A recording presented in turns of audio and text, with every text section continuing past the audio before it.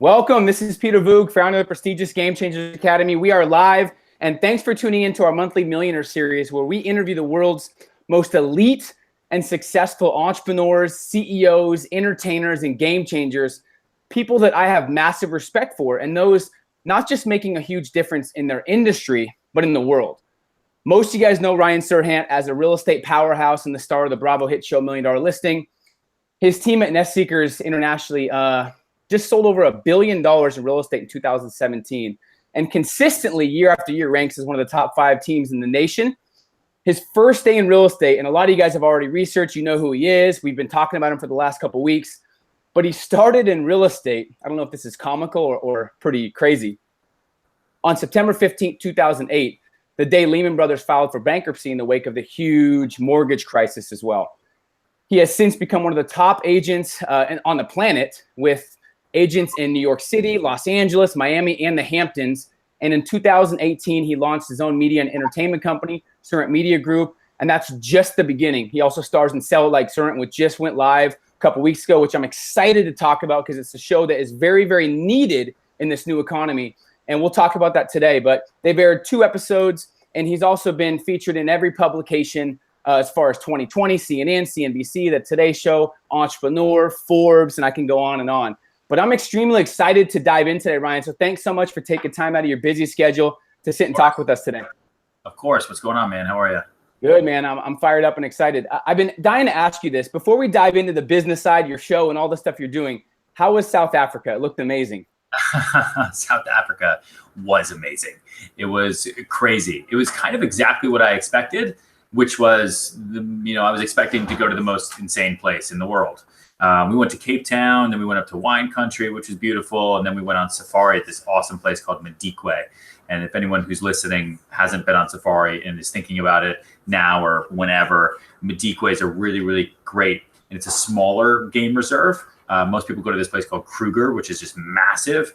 Madikwe is awesome because they don't feed the animals. Everything is natural, and you track them down. It's not like the Disney World of Africa, like some of these other places. So it was a pretty wild experience. That's amazing, man. And I followed you on Instagram. It was funny to see your post because you're like real estate, houses, your team, and then all of a sudden an elephant. Yeah, exactly. I was like, well, he must be out of town. It was hilarious to see that transition.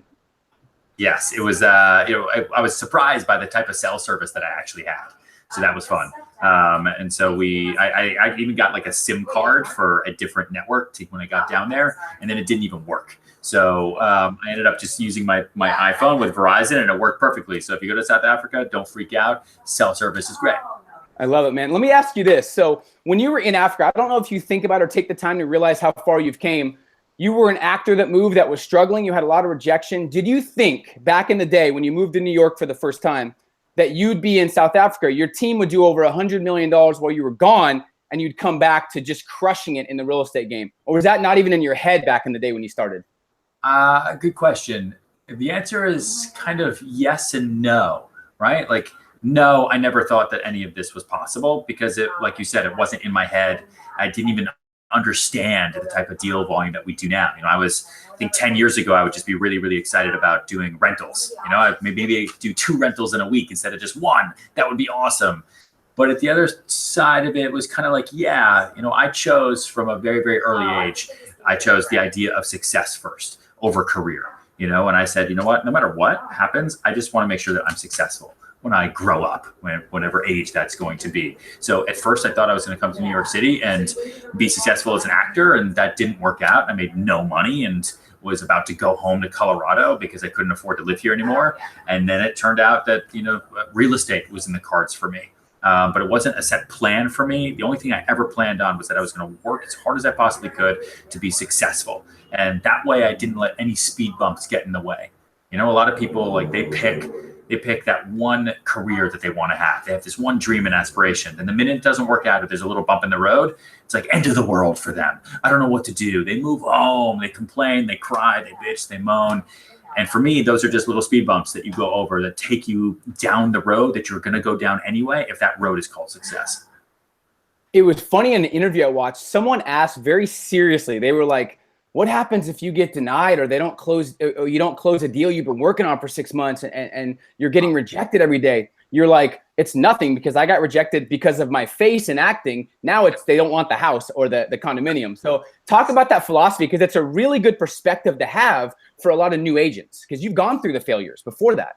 For sure. I mean, I think that coming to New York City as an actor and doing that for 2 years in the city and really feeling what personal rejection is like every single day was a great kind of boot camp for becoming a salesperson, because you have to have a thick skin and you have to be used to having people turn you down because of your face, right? Having them turn you down because of your hair color. I started going gray when I was 16. There were roles that I just wasn't going to get. I was too tall. I wasn't good. My monologue was terrible, or I forgot lines. All that stuff you take so personally as an actor. And then when you get into real estate, a lot of agents get out of it because they can't handle the rejection. They can't handle the roller coaster. And for me, I was just in an emotional roller coaster for 2 years. My first clients, if they didn't want an apartment, for the most part, it's because they didn't like the view, or they didn't like the ceiling heights, or they found something else and it sucked, but it wasn't ever something about me personally, And so that, I think, was really easy for me to get over that type of rejection when most agents, they're out. Most real estate agents in New York City, I think it's 82% of new real estate agents quit within the first year, because the rejection is just really, really heavy and you can't make money. And there's no salary, there's no benefits, and everybody just wants a paycheck. No one wants a career. And so when I build my team, that's what I really look for. I look for people that want careers that will pay dividends until they're super old, which is why I talk a lot about future Ryan. I've got this old man photo of myself that I use to really focus on who I'm working for, because eventually, and by eventually, I mean tomorrow, I'm going to be that old guy. And I'm going to be really, really thankful that I worked my ass off today. I love that, because millennials have that want it now. They want to work for a week and they get paid for 2 weeks. Yeah. And I think that kills them when they're in an industry where it's delayed gratification, where you got to put in a lot of work, a lot of time and effort to get paid down the road. I don't think a lot of them have that mentality. If they did and they matched that with their talent, they could do amazing. And it seems like you're finding those people. Yeah, but it gets harder and harder, because the idea of quick money has always been an issue, right? With kind of people coming of age, and it used to be that people would just see movie stars and TV stars and say, that's kind of what I want to do. That's awesome. Let's make that happen. Now it's in their face all day long. People that they follow on Instagram or Facebook or Twitter or Snapchat, YouTube. These people who didn't go to college and didn't have formal jobs or education are making all of this money. And so the idea of quick money without working for it is now ingrained in our minds since we're 5 years old. And that's a scary, scary, scary thing. And so, I look for people that want to have a successful career in real estate, who don't need to have immediate skills, because you can learn the skills. What you have to work for me is you have to have endurance. So you got to be able to go faster and longer than anybody else. You have to have energy, right, which is super important. You have to have empathy for people, right? Those are the 3 E's. And the 4th E a little bit is education, but I can teach anybody anything they want to know. And if you're willing to learn the business and you have all the other E's, then you're good to go. I think you said something very important. You can teach anything they need to know. A lot of people feel like, oh, you got to be born as a salesperson. Your show, where you take real estate agent sales skills and apply it to all industries and help people that you've said in the past are horrible salespeople get over their fears, their insecurities about selling. And the show is amazing. I highly recommend checking it out if anyone wants to level up their sales skills or they don't feel like they're good at all. We'll talk about that. But where did that show come from? Was it just a combination of things that kept happening to you that you're like, I need to share this with the world? Where'd that show and the book come from? So the show is called Sell It Like Serhant. It airs on Wednesday nights at 10 p.m., 9 Central on Bravo. And it came from the fact that $1 Million Listing New York has been on TV now for going on 7 years. And since that show first came out in 2012, people have reached out to me from all over the world and have said things to me like, hey, I watched that episode last night, the way you negotiated that deal for that penthouse. I used those same kind of tactics and I sold 6 more tires today. Or, you know, I sold an extra package of insurance today. And so all these people were reaching out to me about how the way I sell real estate in New York was helping them sell whatever they sell in their own world. And that's kind of how the show came about. And a lot of people were asking me for help too. And I just, I'm busy. I'm running around. I'm doing $1 Million Listing. I'm selling real estate all over New York and Brooklyn and the Hamptons and LA and et cetera. So I didn't have time. And then we went to Bravo and said, listen, what if we turn this into a TV show? What if we make a show about sales that no one's ever made before? And we make it funny, because it'll be ridiculous to see me making wine and selling hot tubs and all that stuff. But I'll take everything I know as a high-end real estate salesperson, and I'll teach struggling salespeople who are about to be fired, and I'll help them try to keep their jobs. And so every episode is a different business. And that's what the first season is. So far, there's been 2 episodes, wine and waxing. The one upcoming is pretty intense, and that's kitchen cabinets. So get ready. If you want to learn how to sell kitchen cabinets, tune in. I love it. And it's entertaining, but also very educational. A lot of shows these days are straight entertaining. Some are stupid entertaining. This is actually a fun entertaining, and it's also educational, where you can really learn how to become better at sales and make money from it as well. So I love that. What would you say, if you were thinking back, what would you say the common skill you've seen for salespeople that they have, but it's applicable to every industry? Is there one thing that is relevant in every industry regarding sales, not just real estate? I mean, listen, sales is an innate human ability that we all have, whether we think we have it or not, right? You've been kind of assuring your mom that you can stay up half an hour later past your bedtime as a little kid, right? You just sold your mom on that extra 30 minutes. You've been, convincing your family to have more food at dinner, right? You just sold them for that. You convinced your girlfriend or your boyfriend to go out with you. You just sold them on that. Once people put on that salesperson hat, though, and it involves money, that's where people really kind of freak out, right? That's where people say, well, I don't like being a salesperson. I don't like sales. I don't want to do that. But you've been a salesperson your whole life. You just didn't call it a salesperson. You called it a boyfriend, or you called it a kid, or you called it a student. But you were always selling something. Even if it's trying to get a better grade in school, you are selling why you should get a better grade. So I don't like to call it selling, right? Every salesperson, their ability to assure others of the options that they were going to choose anyway, and being able to give back to them instead of just taking from them, is something that I see across the board, whether it's real estate, kitchen cabinets, hot tubs, selling socks, whatever it is. And it all starts with that personal relationship. I think that's where you make or break the game. Your ability to say hello to somebody, to get to know somebody in 10 seconds versus taking 2 months to get to know them. Think about any of your good friends. You met them coldly once, right? You might have met them at a bar, at a party, or a friend introduced you. Whoever your best friends are, at one point in time in your life, they were a stranger. Just like every customer you meet when you're trying to sell something. Everyone starts off as a stranger. It's just you have to be the one to make them a friend. And people hate being sold, but they love shopping with friends. Love it. That's huge.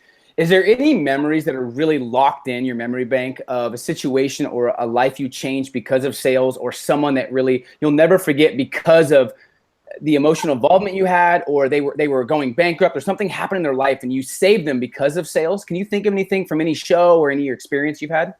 Sure. I mean, listen, every episode of Sell It Like Serhant is a really intense circumstance that's similar to that, where people are the person you wake up as in the morning. If you're sad, if you're angry, if you're depressed, if you're going through a lot of stuff, if you're about to lose your house, if you're going to bankruptcy, like that's the salesperson that you're going to be when you go to work. So you have to kind of separate that and use all the negativity and turn that into fuel to the fire to make some sales that day to help pay down whatever issues that you're dealing with. But there's one particular episode that I don't know when it will come this season, but it's working with a girl who was selling body lotion, right? So I had to go and learn how to sell body lotion to people. And so it's funny, but she had just lost her dad. Her dad had just died, and she moved in with her boyfriend, and she had a job selling body lotion for her boyfriend's mom. So she's kind of in this really tough place, had nowhere to live, nowhere to really go. And she didn't really like selling the body lotion. And what we were able to do with her, and what I was able to work with her on, is really help her figure out what she wanted to do with her life through sales that she never would have figured out otherwise. And that's probably the episode that I'm looking most forward to seeing. That's huge. I love that. People don't realize they can change their life through sales. Yes. And I know you say a lot, real estate's one of the best professions on the planet. One of my mentors is a real estate agent. My mom's been an agent for 25, 30 years. So I love real estate as well. And here's what I want to know too, Ryan. It seems like, in my perception of speaking all over the world, talking to people at different masterminds and seminars and what we do, And it seems like almost every day people, I want to be a real estate agent. I'm going to crush it. There's like a new agent every 3 seconds in the US. Yeah. And most of them obviously fail. That's just the reality. How do you feel if you were new or you were coaching someone brand new? What is the tactics on how to rise above the noise to actually become the 5 or 10% while most of them quit in the first year? So most of those people who quit in the first year try to do everything by themselves. Those are the people who get their real estate license. They forget the fact that if you want to be an investment banker, you have to go through 2 years of banking school. They forget the fact that if you want to be a doctor, you have to go through 7 years of school and then residency. They, for some reason, separate sales as kind of a lesser career, yet in their mind, they think it's awesome because they're going to make all this money. So you have to combine being a real estate agent with all of these other big, awesome careers. Like if you're going to be a lawyer, you got to go to school for 3 years before you get to be a lawyer. So just because you have your real estate license doesn't mean you're going to make $1 million tomorrow. The same way a brand new attorney isn't going to make $1 million their first day on the job. So you have to treat your first couple years like sales grad school. And no one does that because they just want the money right now. And then they quit. And they're like, no, that business was too hard, man. I couldn't find a client. I did an open house. It sucked. I don't like this. And they move back in with their mom or they go get another job and then they die, right? Then they grow up, they get older, they die, and then life is over. And that's the biggest fear of my life is wasted potential that I have every day because one day I will die. So for those people, in order to become the top 5, 10%, you need to either work for free or work for a very, very little amount of money and work on somebody's team. Interview with as many real estate teams as possible. They're everywhere. Teams are everywhere, all over the country, all over the world. I don't care where you are. And help them with their open houses.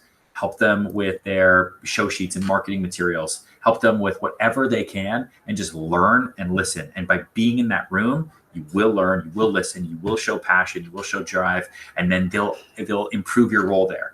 Maybe you'll be the one that they go to for all showings. And then maybe you'll get your own client that you met at one of those showings. And then that'll turn into something else that turns into something else. And you'll learn while being part of this team, which is kind of a family in real estate, what to do instead of just trying it by yourself and then quitting. So patience is huge. I think awareness, you said too, being aware that it takes 2-3 years to build the right audience, the customers, the clientele, things like that, and work for free for people that have already, I don't want to say mastered their craft, but done well in real estate. Now, something I wanted to talk about that you hit on is times are changing like crazy. You talked about developers even putting in their contracts that you have to post on social media, which is nuts.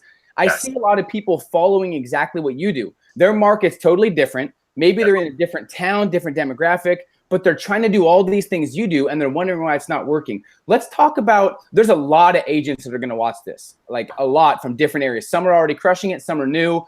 Why should they not just copy you and actually figure out their market and what's working where they are, their neighborhood, their community, then expand? What's the importance of that?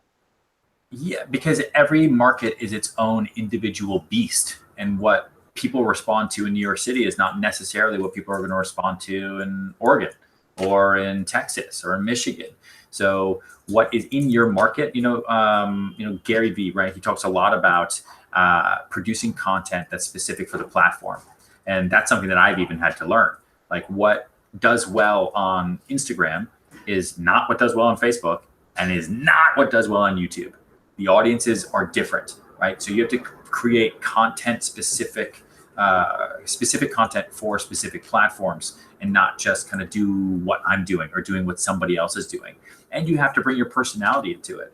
Like no one needs just another person to follow who's just posting photos of front doors and houses, right? So what do you love about the real estate business that you think is awesome? And make sure people know that. And then you have to put your life out there too. Like one of the biggest things that I worked with people on Sell It Like Serhant on the new show was getting them to talk about themselves.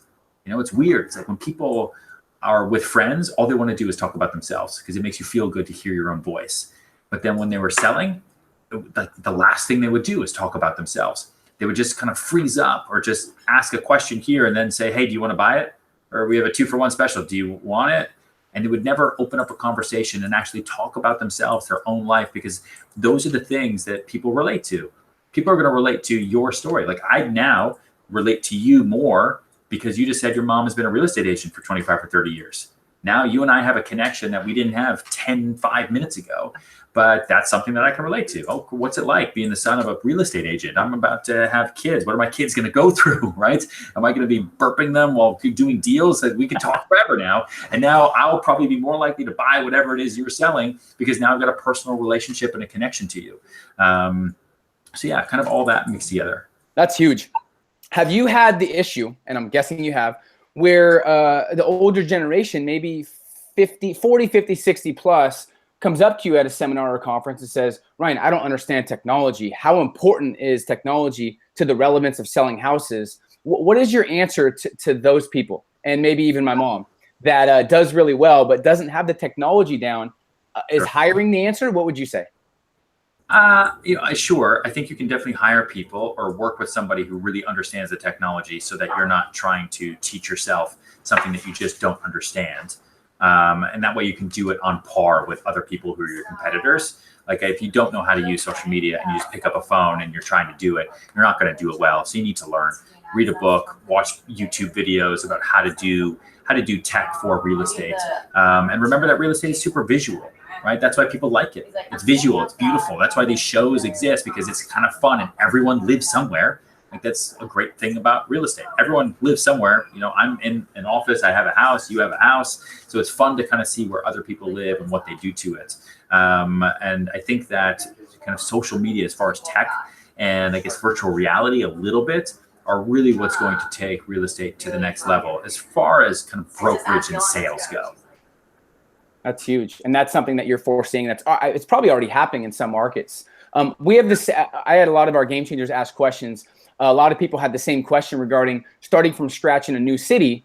What are the activities you would focus on to rebuild your network and client base? And obviously you did this in New York City, which is one of the toughest areas to actually rise above the noise. So what are some tactics or what are the focuses you'd have if you went to a new city? You can't be fake. You can't just go to networking events to try to network with people. No one wants to work with a networker. You have to meet people at organic, authentic places that are true to you. So case in point, for me, when I first started in this business in 2008, so my first couple of years, I didn't know anybody. I'm not from New York. I wasn't, on the Upper East Side in high school, like a lot of these real estate brokers were. So the only thing I knew how to do literally was work out. Like that was the one thing I could do. And so I found 3 separate gyms. And I made it my goal that every day I would meet 3 new people and I would add them to my Rolodex, whether they were 3 people I met on the street, 3 people I met on the subway, or 1 person I met at each one of these gyms. And I had a gym I went to in the morning, a gym I went to midday because I wasn't that busy. I didn't have that much business, and a gym I went to in the evening. And I would make it a point that people in these gyms saw me all the time. So like people at the gym, right? They like working out with people who like working out. And so that was a common interest that we had. And then slowly over time, I'd let people know that I bump into people that ask me to spot them, stuff like that. I'm a real estate agent. We get to know them. And like we talked about at the beginning of this podcast, people don't like to be sold, but they love shopping with friends. And slowly but surely, a good chunk of my client base came from these 3 gyms that I joined. And if I just faked it and said, you know what, I'm going to this networking event, or I'm going to go to this party and try to meet people, like it's a waste of your time. So if your big thing is that you have dogs, go to that dog park 3 times a day and meet people. If you have kids, right, you've got play groups and parents. I mean, you're lucky. You have a golden ticket in that kid to meet other people who, guess what? Kids require space and more kids need more space. So those people then need to move. Some of my first clients were pregnant couples who just were living in 1-bedroom apartments in the Upper East Side who needed 2-bedroom apartments. Those were great clients for me to have. So if you're going into a new market, figure out the one thing that is true to you, whether it's working out or dogs, or you've got kids, or you like going to the movies, or you're really, really great at Dungeons and Dragons, I don't know, and create or be a part of a group that exists with like-minded people.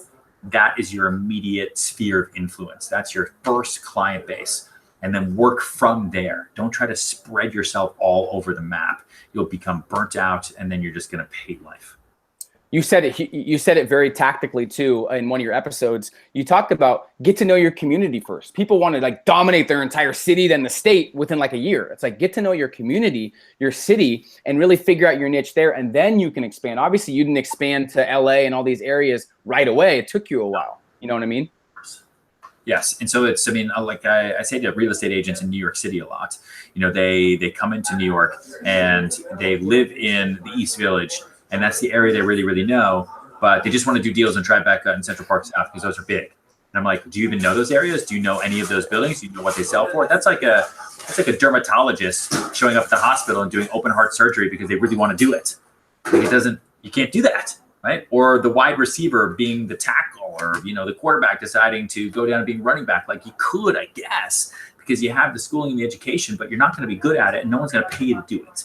And most likely you're going to fail, fall flat in your face. You're going to get pissed off about the rejection, and then you're going to be one of those other 82% who quits in the first year. And guess what? It wasn't the market's fault. It's not the city's fault. It was your fault because you were stupid.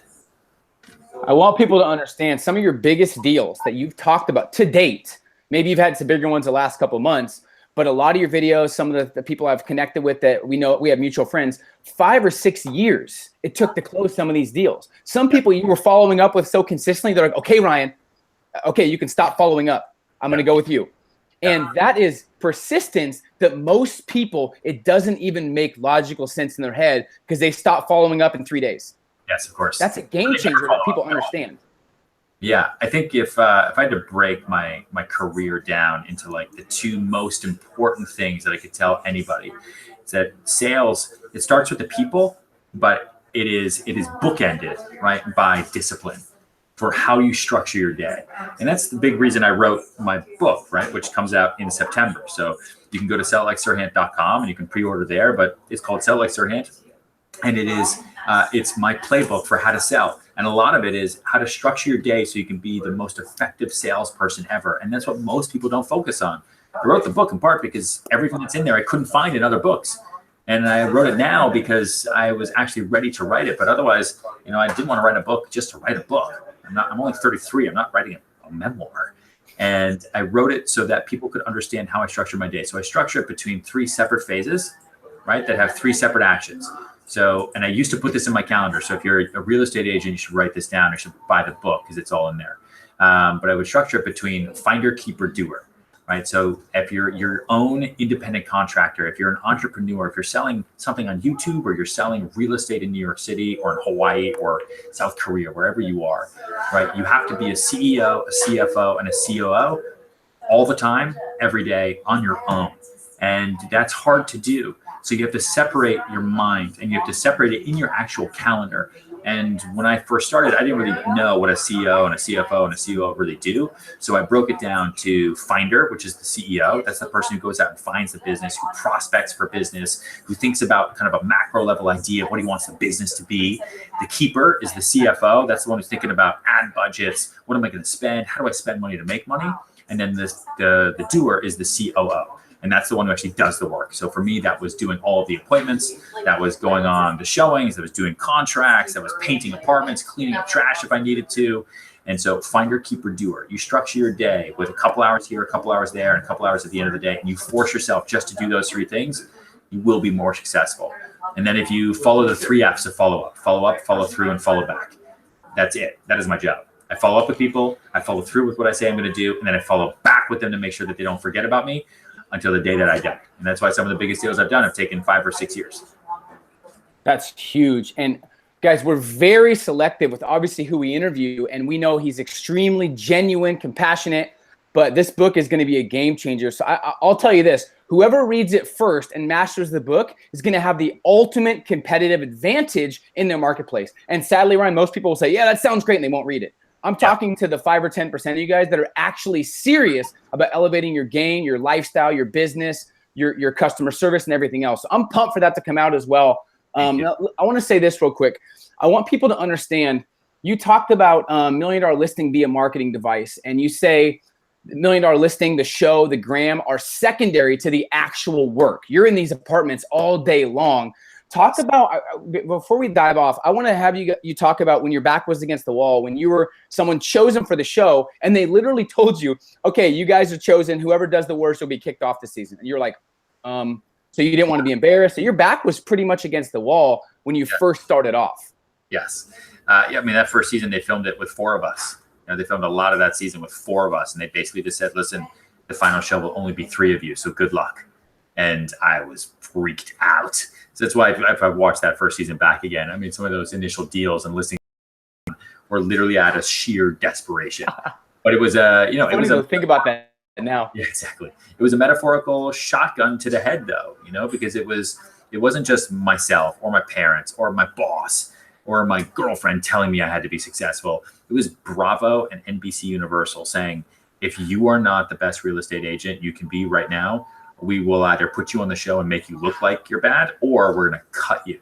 And all of this work that you're doing will be for naught. And that was a wall that my back was up against. That too, and I needed to make money. So I had to be successful. And then when the show came out, like the phone didn't just start ringing. Like it took time for the phone to even just ring once, right? It took years because no one watches TV. When was the last time you watched TV? You pick up the phone and you call that person you're watching on TV. No, you don't do it. So that's what I thought was going to happen. The opposite happened. I would call people and I'd say, hey, I'm Ryan from that show, $1 Million Listing. And they'd hang up the phone. So that's funny. I didn't know that. Marketing device later on down the line, but it took a really, really long time. I mean, it's a reality TV show in New York City, the financial capital of the world. It took a long time for people to understand. So I had to build up my business as I was going from the ground up, and I use it as a marketing device to help people understand who I was and that, hey, if Bravo thinks I'm a great real estate agent, then you should too. And slowly but surely, it all became true. But it took time. That was 10 years ago.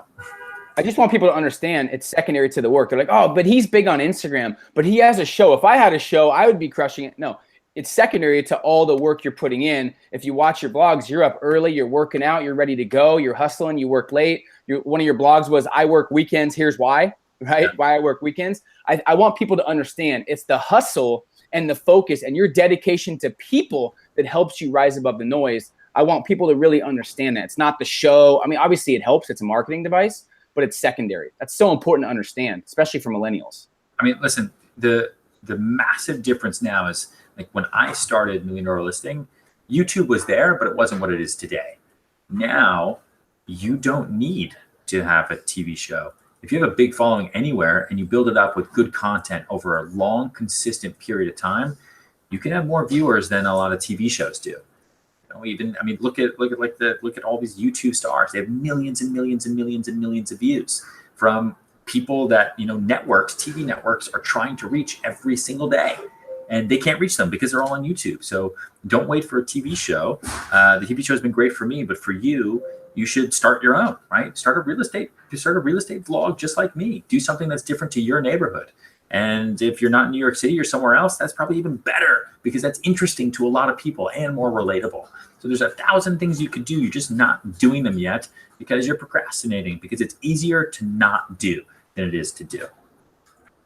Question from Brett in the Academy. If you were working with an average sales market of 350,000 and we're looking to move up into the luxury market, which luxury for you is different than a lot of areas, but what would be the strategies to grow a network and to break into a higher level market? I mean, there's a lot of potential, he says, in Fort Lauderdale, and he wants to tap into that. Sure. So you have to be known for the business that you want. So the same way I use $1 Million Listing to do business on the show that I wanted to get in the future, you today have to make sure that you are only screaming from the mountaintops the types of deals that you want in the future. So if you haven't done any big deals yet, and I don't know what your definition of big is, but if you haven't done any luxury deals yet and you want to, find the one deal that's close to that number. If you're trying to get into the $1 million mark, the biggest deal you ever did was $670,000. That is now the only deal that you're ever going to talk about, because buyers who can afford $670,000 houses, they can also afford up to $750,000. Okay. So you're going to talk only about that type of deal. Everything else that comes your way, you're going to have one person underneath you who works for you as a junior agent. They're going to do all that other business. You're going to get a buyer that buys something for $750,000. Boom. You now never talk about anything less than $750,000. Anyone else that comes below you, even if you want to do the business yourself, you cannot do it because you are the person who does $750,000 deals. Everyone else, they get put down to your agent that's right below you. That $750,000 listing or buyer is going to refer you or introduce you to someone who can go up to $825,000, so on and so forth. So that's how you build that ladder to get up into the luxury market. And then what's great is getting up to that first $1 million deal is the hardest. Once you hit $1 million, then you'll meet clients that are looking between 1 and 1.5. Then you hit 1.5. Then they're like up to 2.5. Now you're up to 2.5. Before you know it, you are only doing deals between $5 and $7 million. And that's a great sweet spot to be in. Unless you want to just keep on going, keep on going. And that's how you do it. That is literally the playbook for how to do it. You just have to be smart with who you tell and what you say. And you have to be the one who. I always say that. You got to be the one who sells $750,000 houses or $1.5 million houses, so that when people think of that dollar per square foot or that gross dollar amount in your area, or they think of your name, they associate it with, oh, he's the guy that does those $800,000 deals, right? Or the $1 million deals. They're not going to associate with you with the one who just does real estate all over the area and you do rentals and you do this, because that's not exciting. Who wants to work with that person? They want to work with the expert. And if you want to be in that luxury market, you need to tell people that you're there. That's huge. I hope you guys are conceptualizing the power of this. Thank you. That was an amazing answer. What's your biggest deal, or do you want to share it? One of your biggest. I mean, it's different in New York City because we sell buildings out. So we're working on a project right now that's a $600 million sellout. But I guess individually, I don't know, we just sold something for $36 million, which is a 3-bedroom, which is, it's $12 million per bedroom, and that faces Central Park. So that was a big one. I love it. Do you have big deals? Do you celebrate, or are you just like, hey, this is part of the process and you keep on hustling? What's kind of your philosophy on that? I'm a really anxious and stressed out person. So when we do big deals, I celebrate by I'm that much closer to my goal for the year. So that's my excitement. Like, it's a little bit of a relaxing feeling and I can breathe. But no, I don't go out and like drink and models and bottles. I didn't think so. Who's the most, if you can remember, who's the most intense client you've ever had? Did you learn anything from the experience, or what? Do you remember a client that you're like, that's the most intense person I've ever met? All of my clients are in New York City. In order to afford to live here and to buy these crazy apartments, you've got to be intense. Like, these are intense people. I mean, we've dealt with, African oil lords and, fashion CEOs and, finance guys. We deal with a lot of intense hedge fund guys who are incredibly intense. I'll say that word like 4 times because they are, they have ADD. They move a mile a minute, and they want what they want when they want it, and they want it right now. And those are the clients that make you remember that I don't care how much money you make selling real estate. As a real estate agent, we are in the service business. Like, we are the waiters of real estate, and that's okay. You know what? I'm okay with that. Love it. So you've built $1 billion real estate business. What's your end goal for the real estate empire? Is there a long-term exit strategy? Is it just continue to do what you do? I know you're the person that really does set goals and wants to exceed those. What is the long-term goal for the real estate empire and the show and everything else? I mean, the goal with the shows is to keep doing them. They're great marketing devices for me, and they're also fun. Like, I just have a lot of fun doing them, and I couldn't imagine my life without kind of the TV cameras there and figuring out new ways to market properties on TV. That's always a lot of fun for me, and it follows my daily life, so it's not that crazy. Sell It Like Serhant, I would love to continue to do it and help people, because if you think about, as a salesperson, what's, other than just giving someone money, like, what's the big thing you can do to give back? And that's giving back knowledge and giving back information. So that's why I wrote the book. That's why I do the show.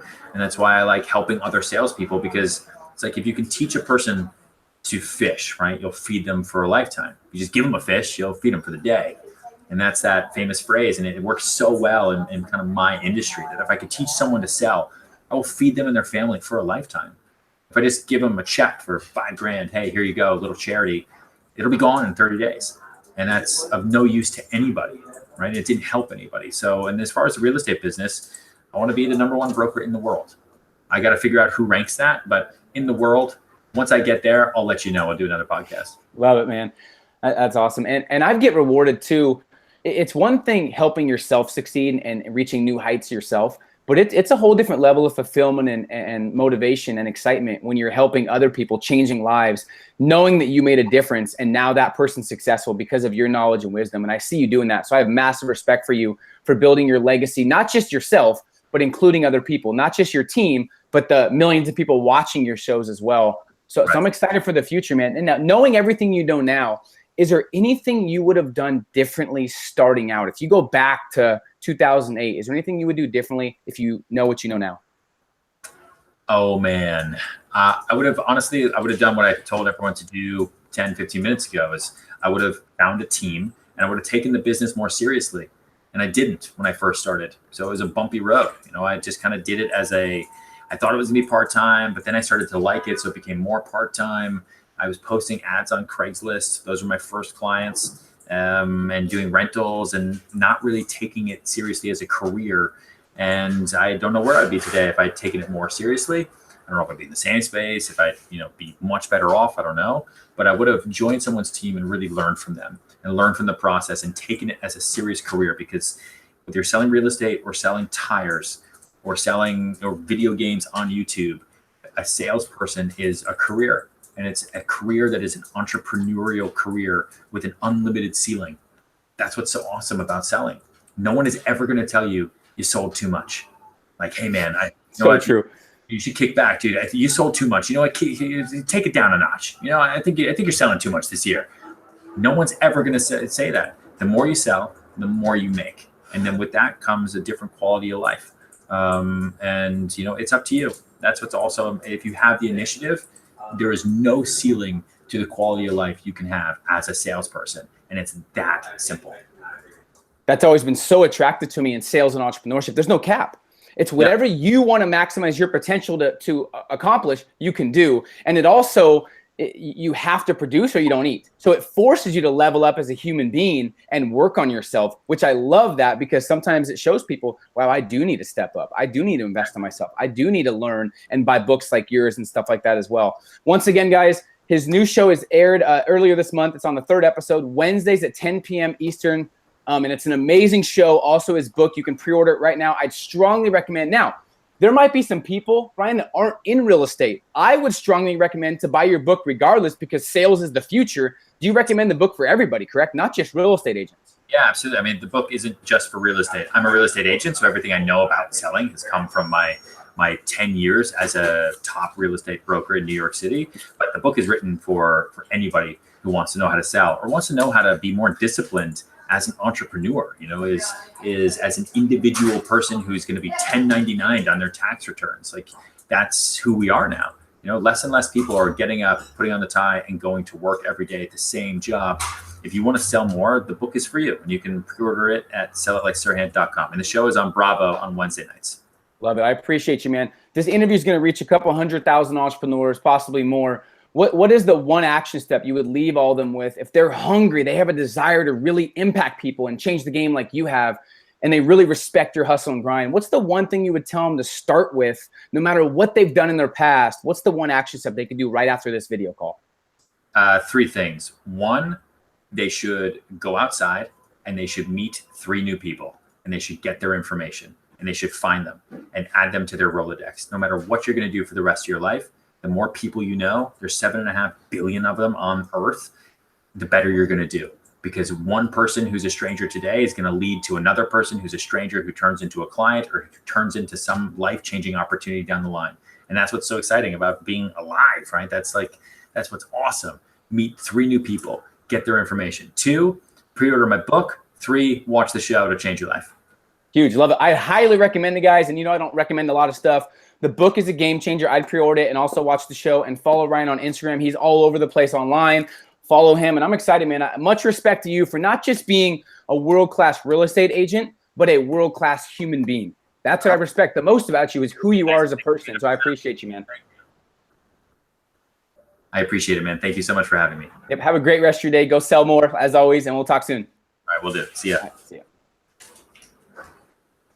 Amazing call, guys. And I challenge, a lot of you guys were excited in the chat. I challenge you to really think about what are 1 or 2 things that are most relevant to you and where you're at in your business that you can execute right away. You don't need to take everything he said. Remember, don't overwhelm yourself. Focus on mastery versus overload. But think about what are the 1 or 2 things that you really need to execute that will help you at whatever stage you're at in your business to really go to that next level as well. Such an amazing call. And I'm excited for you guys to continue to elevate your game. Thanks for being part of this exclusive and powerful community. I really appreciate you guys, and I'm excited for what's next. So if you have any questions, guys, or you want to share any breakthroughs, post it on the private Facebook group. And if you got invited from someone on the Academy, you can apply to the Academy at gamechangersmovement.com/apply.